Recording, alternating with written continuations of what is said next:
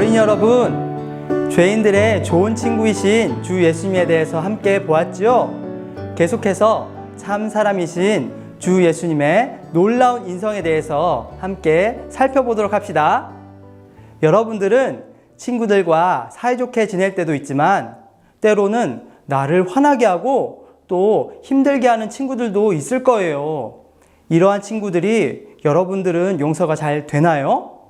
아마도 용서가 잘 되지 않을 거예요. 그런데 정말로 용서하기 어려운 상황에서 다른 사람을 용서하신 분이 있어요. 그분이 바로 누구일까요?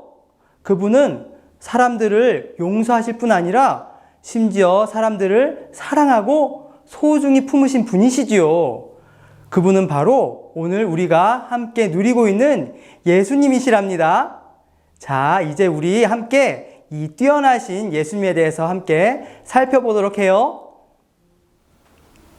주 예수님은 죄가 없으신 분이셨지만 사람들은 주 예수님을 십자가에 못 박았어요. 어떠한 사람이 만일 잘못한 것이 있다면 반드시 그에 따른 책임을 져야 하지요. 죄를 지었을 때 죄값을 치루어야 할 때도 있답니다. 그런데 죄가 없는 분께서 사람들에 의해서 마치 죄를 지은 사람같이 취급받았다면 어떠할까요? 아마도 참을 수 없을지 몰라요. 그런데 예수님은 그러한 상황에 처하게 되셨어요. 예수님은 의로우신 분이시랍니다. 성경에서는 주님께 어떠한 책 잡힐 것을 찾을 수 없다고 말해요. 사도행전 3장 14절에서 베드로는 예수님을 거룩하신 분이시라고 말했을 뿐 아니라 의로우신 분이라고 말했지요. 예수님은 죄가 없으셨을 뿐 아니라 아주 의로우신 분이셨어요. 또한 그분은 말씀하시고 행하신 모든 것에서 하나님과 사람 모두에 대해 올바르셨답니다. 그분은 하나님이나 어떤 사람이나 또 어떤 것에 대해서 올바르지 않게 행한 적이 없으셨답니다. 그렇기 때문에 그 누구도 그분에게서 죄나 잘못된 것을 찾을 수가 없었어요. 이렇듯 예수님은 죄가 없으신 분이셨지만 너무나 황당하고 안타깝게도 오히려 사람들은 거짓말을 꾸며내어서 예수님을 모함하고 붙잡았어요. 로마의 총독인 빌라도가 주 예수님을 재판하고 신문하였지요. 그러나 아무리 죄를 찾고자 해도 끝내 예수님에 대해서 아무런 잘못도 찾지 못하였답니다. 여러분, 이것이 무엇인지 알고 있나요? 맞아요. 이것은 바로 십자가지요. 사실 십자가는 그 당시에 가장 흉악한 죄수들을 고통스럽게 처형하는 방법이었어요. 예수님은 죄가 없으신 분이셨고 사람들은 예수님에 대해 아무런 잘못도 찾지 못하였지만 그분은 불의한 세상 정부에 의해서 사형 선고를 받으셨어요. 결국 사람들은 예수님을 십자가에 못 박아 죽게 하였답니다. 주 예수님은 사람들에게 핍박을 받으시고 십자가에 달리셨지만 여전히 사람들을 용서하시고 그들을 사랑하셨답니다. 사실 예수님은 죄가 없으셨기 때문에 붙잡혀 죽을 이유가 없었지요. 반대로 예수님을 체포하고 죽게 한 사람들이 아주 불의한 사람들이었답니다. 만일 우리가 나쁜 사람들에 의해서 비난받고 누명을 쓴다면 우리는 견딜 수가 있을까요? 아마도 우리를 힘들게 하는 사람들을 용서하기 어려울 거예요.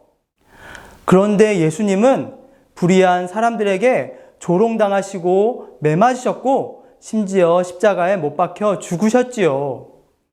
예수님은 수치와 모욕의 장소에서 죽음에 넣어졌을 뿐 아니라 또한 범죄자들과 동일하게 취급당하신 것이지요. 이때 예수님은 어떻게 하셨나요?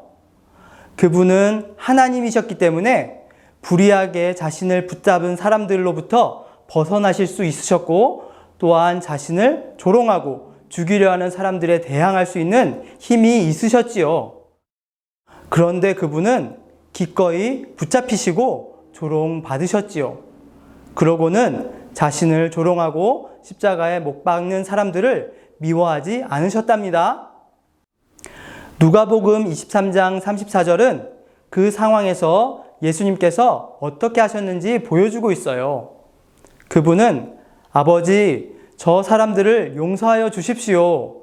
그들은 자기들이 무슨 일을 하고 있는지 알지 못합니다. 라고 기도하셨지요. 예수님은 자신을 조롱하고 핍박한 사람들을 위해서 기도하였던 것이에요. 이 세상에서 그 누구도 이렇게 할 수 없지만 예수님은 이처럼 놀라운 인성을 가지고 사람들을 사랑하고 품으실 수 있으셨답니다.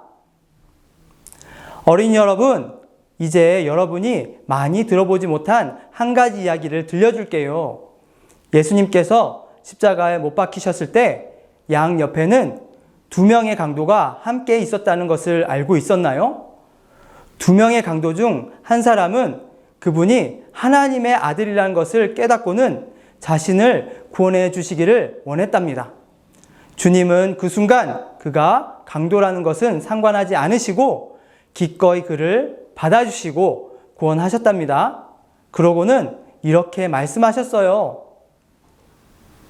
오늘 그대가 나와 함께 낙원에 있을 것입니다. 라고 말씀하셨지요. 예수님이 이렇게 말씀해 주신 것을 들은 강도는 얼마나 큰 위로와 격려를 받았을까요?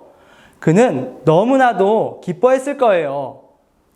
이것을 통해 주 예수님은 어떠한 차별이 없이 사람들을 소중히 품으신다는 것을 볼 수가 있답니다.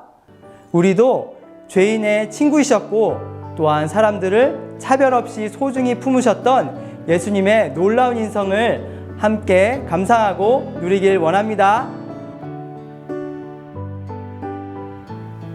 어린이 여러분, 우리는 지금 참 사람이신 주 예수님의 인성에 대해 함께 살펴보고 있어요. 그분은 하나님이시지만 또한 참 사람으로서 이 땅에서 아주 향기롭고 아름다운 삶을 사신 분이시랍니다. 우리가 오늘 이 주님을 사랑하고 많이 누린다면 우리도 예수님의 인성을 표현할 수 있을 거예요. 앞서 보았던 것처럼 예수님은 용서할 수 없는 사람들을 용서하셨지요. 우리가 지금 비록 어리지만 우리도 예수님을 바라보면서 다른 사람들을 사랑하고 또한 기꺼이 용서하는 어린이들이 되어야 해요. 그런데 어린이 여러분, 용서란 무엇일까요? 다른 사람이 나에게 잘못했을 때 그 사람을 용서할 수 있어요. 그때 말로는 용서했다고 하지만 마음 안에서는 여전히 그 사람을 비난하고 미워할 수도 있겠지요. 그런데 하나님께서는 우리를 용서하실 때 우리의 잘못을 완전히 잊어버리세요. 아마 우리는 친구가 우리에게 잘못한 것들에 대해서 완전히 잊어버리지 않고 여전히 마음속에 가지고 있을 수 있지요. 그러나 친구가 잘못을 인정할 때 우리는 기꺼이 친구의 잘못을 잊어버리고 용서해 줄 수 있어야 해요. 여기 우리 친구들이 있어요. 친구들에게 어떤 일이 있는지 함께 살펴볼까요? 여기 한 친구가 맛있는 아이스크림을 먹고 있어요. 그것을 본 다른 친구가 아이스크림을 먹고 있는 친구에게 나눠달라고 하고 있네요. 과연 이 친구는 다른 친구에게 아이스크림을 나눠줄까요? 맛있겠다. 나 아이스크림 한 입만. 한 입만? 안 돼. 나 혼자 먹을 거야. 어쩜 좋지? 이런, 친구에게 아이스크림을 나눠주지 않았어요. 이번에는 다른 친구가 팝콘을 먹고 있네요. 아이스크림을 먹던 친구가 팝콘을 달라고 말하고 있어요. 이 친구는 과연 어떻게 반응할까요? 아이스크림을 나눠주지 않았던 친구에게 팝콘을 나눠줄까요? 맛있는 팝콘 같이 먹자. 와, 고마워. 팝콘 정말 맛있다. 와, 정말 보기 좋아. 우와, 이것 보세요. 우리 친구가 다른 친구에게 팝콘을 나눠주고 있네요. 정말 보기 좋은걸요? 친구와 함께 팝콘을 나눠 먹고 아이스크림을 나눠주지 않았던 친구는 자신의 행동이 부끄러워졌어요. 이 친구는 다른 친구에게 가서 자신의 행동에 대해 사과하고 용서를 구하고 있네요. 미안해. 용서해 줄래? 괜찮아. 그럴 수도 있지. 팝콘을 나눠주었던 친구는 다른 친구의 사과를 듣고 그 친구를 용서해 주었어요. 우리 친구들 정말 멋져요. 우리도 이렇게 친구들처럼 다른 사람들을 용서할 줄 아는 어린이들이 되어야겠지요? 주 예수님은 베드로가 얼마나 많이 용서해야 하는지 물었을 때 7번씩 70번까지라도 용서해야 한다고 말씀하셨어요. 이것은 7 곱하기 70, 곧 490번까지도 용서해 주라는 것이에요. 다시 말하면 끝없이 용서하라는 뜻이랍니다. 예수님이 그러하셨듯이 우리가 누군가를 용서하였다면 그 사람의 잘못을 마음에 담아두지 않아야 해요. 예수님처럼 사람들을 소중히 품는 것을 훈련하는 어린이들이 되길 원해요. 어린이 여러분, 예수님에 대해 알면 알수록 그분이 정말 탁월하고 놀라운 인성을 가지셨다는 것을 깨닫게 되지요. 오늘 우리는 이 놀라운 분을 누릴 수 있답니다. 그리고 또한 예수님처럼 다른 사람들을 용서하고 사랑할 수 있어요.